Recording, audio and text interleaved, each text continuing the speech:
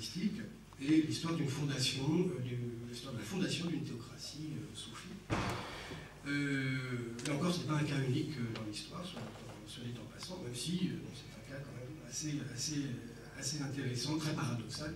puisqu'on a tout un discours, si vous voulez, et je reviendrai là-dessus si j'ai le temps, de renoncement au monde. Thierry parlait de Tarki Dunya, expression persane, de renoncement au monde, qu'on continue de promouvoir chez les Khoja, dans toute la géographie, la tradition géographique des Khoja,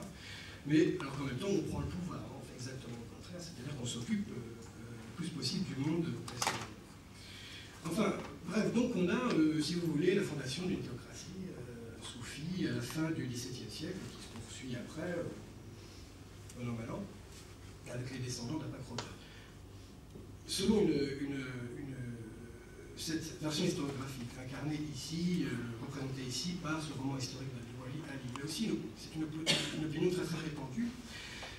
c'était une période, cette période fut une période d'oppression du peuple soumis à l'obscurantisme d'une dynastie, d'une bande de soufis, particulièrement superstitieux, mais en même temps avide d'autorité, de pouvoir et aussi de richesse. Donc c'est ce que raconte ce livre sur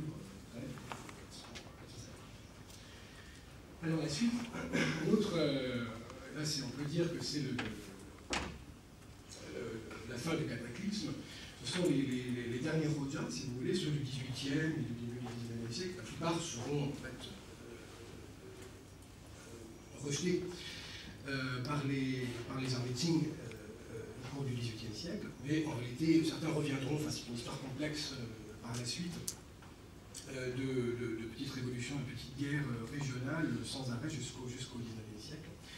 Donc toutes ces insurrections menées à partir de la vallée de Fergana, l'Ouzbékistan actuel, ou d'ailleurs des montagnes Kirghiz jusqu'à